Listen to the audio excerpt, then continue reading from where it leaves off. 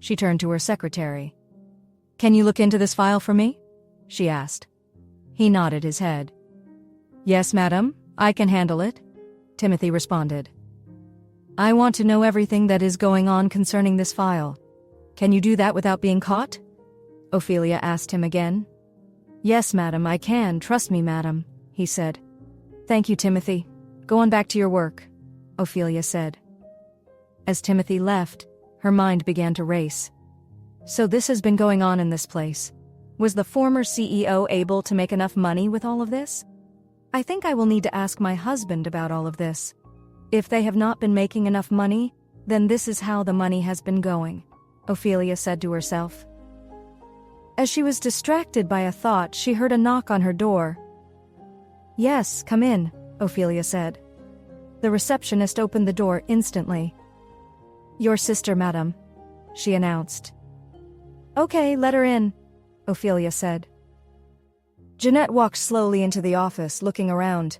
When she saw her sister, she whistled. "My sister, don't tell me. Let me guess. Your husband owns this company, right? And he handed this company over to you. You are the CEO. There is no need to tell me anymore. I can see," Jeanette said. Ophelia got up and flicked her index finger in a warning. "Don't let any of this get to Mother. Do you understand me, Jeanette? You know how she is. I've never been able to handle her. Please, if she gets to know, then I'll know that you have not been fair to me and truthful to me either," Ophelia warned. "Honestly, I won't tell Mother. She doesn't need to know. But sis, talk to me," Jeanette said eagerly. "Well, we came back from the honeymoon." Before her sister could complete that sentence, Jeanette interrupted her. "In fact, that is the second thing I want to ask you, so put the honeymoon on pause and tell me. You came back from the honeymoon and what happened?" Jeanette said even more eagerly than before. "My husband told me he had a wedding gift for me, and I'd get it in the office. So I came to the office that day, just as usual, and went to my usual position. I saw that boss, you know, the one that always likes to shout at me anyhow," Ophelia said. "You mean Harrison?" Jeanette asked, knowing him very well because her sister told her a lot about him. "Yes, that is the one," Ophelia responded with a click of her fingers. "They told me that I have begun to sleep with the higher-ups now, and so the CEO wants me. He himself did not even know what he meant for the CEO to ask for me. So I went to the office, and all of a sudden, the former CEO was congratulating me and asking me to take over, that I'm now the new CEO. Just like that. My husband did not even prepare me. I almost fainted in front of the man. It was a real big surprise to me," Ophelia said. "Wow. That is a very big surprise, even to me. When your bodyguards were trying to bring me up here, I was really shocked that this is where you are now going to be working from. Oh my God, my sister is a boss. But wait, talking about Harrison, I hope you kicked him out," Jeanette asked, wanting to hear all the details. "Jeanette, he came here like he owned the whole place as usual, came to insult me, and I put him right in his place. In fact, I sacked him," Ophelia narrated, and her sister gave her a high five. "Very good, I love that. You've done very well. From now henceforth, don't let anybody talk to you anyhow anymore," Jeanette said excitedly. "He thought he could come and prove that he was higher than me here too, even as obviously you could see that I'm now the CEO. My bodyguards packaged him and threw him outside," Ophelia said, laughing. Recalling that day, it was the most wonderful day of her life. Revenge was sweet, and her husband taught her to enjoy it. "Wait, that's another thing I need to talk to you about. You have bodyguards? One came up here with me. I was wondering if it took me to the right place. I had to ask twice. I went, 'Is this for Ophelia?' And he was like, 'Oh, don't worry, madam, follow me.' And I was surprised," Jeanette said, laughing. "Yes, I have bodyguards now, thanks to my husband. He said they must follow me everywhere I go, 24 hours, 7 days a week," Ophelia said, relaying everything to her sister, who looked at her wide-eyed. "Okay, for the most interesting part. I want to know about the honeymoon. Tell me everything I need to know, all the details. For this kind of man to get bodyguards for you and everything, he must be a good lover. So give me all the juicy details and don't skip anything," Jeanette said, warning her. "Oh, darn it. Nothing happened," Ophelia said simply. "Why? Or is it true what they say about him?" Jeanette said, tapping her index finger on her temple. What did they say about him?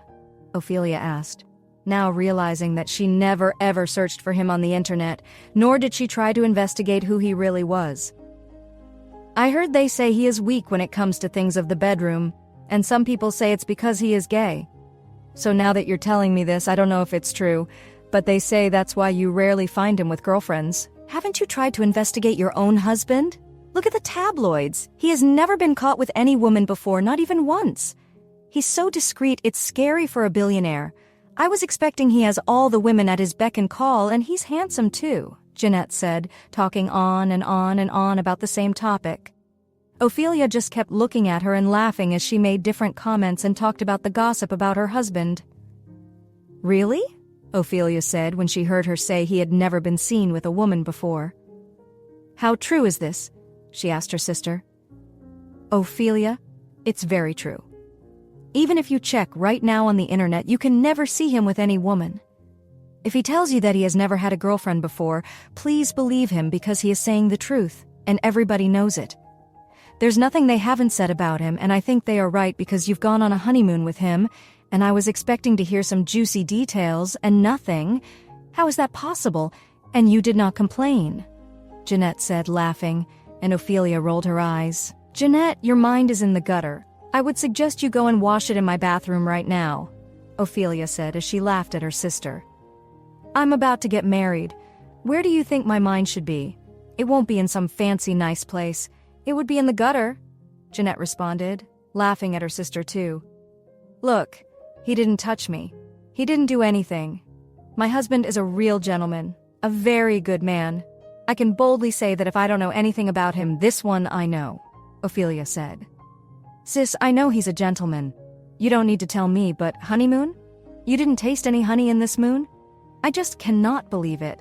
It's called honeymoon for a reason, where the honey drips and pours down and everybody has a taste of the honey, Jeanette said, and they both started laughing nonstop. Jeanette, you are really something else. I don't know why I invited you to my office in the first place, Madam Honeymoon, Ophelia commented. One more thing I did not tell you, my husband's sister used to be a pain in my neck, but my husband has already handled that, Ophelia said, not revealing too much. Sis, you're a boss now. You can deal with her, and your husband will be on your side. I can see that he loves you very much, her sister said. Well, since you never met him, Jeanette, you are going to meet him today. So I'm just preparing you, Ophelia said. Okay, I can't wait to meet the enigmatic billionaire, Jeanette said, and both of them burst out laughing. They kept chatting from one topic to another, catching up on events that happened to them. Suddenly, a knock came on the door. Come in, she said. When the door flew open, her husband walked in. Alexander? You remembered to knock, she said. Oh, it was a mistake. I actually hit my knuckle on the door. I don't knock on my wife's door. Why should I knock when I own the place? He said boldly, walking to her side. She watched him as he came toward her. Her sister had already started wiggling her eyebrows. He pulled her up and kissed her instantly. I miss you, he whispered. She struggled to catch her breath as her sister cleared her throat. You guys should get a room, Jeanette teased, and they all laughed. Are you ladies ready for lunch? He asked. Definitely we are. Jeanette, won't you eat something? Ophelia asked. Yes, I will, her sister responded. Okay, let's be on our way then, Alexander said, leading the way as Ophelia took her handbag and followed behind him. A few steps away, she told her receptionist, I'll be going for lunch, so let anyone who comes to my office know. She hurried off to her husband's side, who was waiting for her. As they rode the elevator down, they got out and into the car, heading for a restaurant of Alexander's choice. They arrived at a building with Crown Hotel written on it. Alexander opened the door for his wife and her sister. They got out and headed into the restaurant area of the hotel. They sat down at a table, and a waiter approached them. Alexander looked at the women in front of him. Would you like to eat something? Do you have preferences? Do you have allergies? He wasn't sure what to order since Jeanette was with them. If it was just him and his wife, it would have been simple. You already know you pick my food, Ophelia said. Anything you guys eat, I'll eat, Jeanette added. Alexander nodded, turned to the waiter who was now standing beside them, and placed the order. "All right, sir." The waiter responded and quickly went away. In a few minutes, the waiter brought a variety of food to their table. As they began to eat, they also began to chat. "I can't believe you didn't tell your wife about the surprise you were going to give her," Jeanette said. "And she did not suspect anything either," she added. "Your sister never suspects anything or anybody," Alexander responded, smiling. Ophelia looked at him and shook her head. "Since that's how it is, I have to start suspecting people now," Ophelia said, and everyone laughed at the table. When they were done eating, they all got up and headed back to the car. "Festus, you're going to drop off Jeanette at her home and then drop off our madam and CEO," he said, looking at his wife lovingly. "All right, sir," the driver responded, and they took Jeanette home. When they arrived, Jeanette looked at her sister. Jeanette saw everything and planned on teasing her sister once she got home that night. "I will call her and let her know that she has been lying to me." "See the way they are teasing each other," Jeanette said to herself as she watched them with a smile on her face. "I'm happy that my sister has found love, finally," she said in her heart. "Would you not come see Mum?" she said to her sister. "No, I'm not coming to see Mum," Ophelia responded. "Send my regards to her." Jeanette knew she could not push it any further as Alexander was there with her, so she bid them both goodbye and stepped out of the car. In no time, the driver had gotten Ophelia back to her office. As she tried to get out of the car, Alexander held her by the arm, pulling her to himself. She tried to resist him, but when his lips landed on hers, she was weak. By the time he was done kissing her, she realized she was straddling him. "How did I get in this position?" she asked, wide-eyed. "Passion can make us do a lot of things," he said, his eyes twinkling. She quickly got off him and left the car. "I think this man has put poison in his lips. Now I can hardly remember things," she said as she rushed off to the elevator and got inside, as if Alexander was chasing after her. When she got to the top floor where her office was, she entered, went to her chair, and began to work, trying to drown her thoughts in the files in front of her. In a few minutes, a ruckus was heard at her door.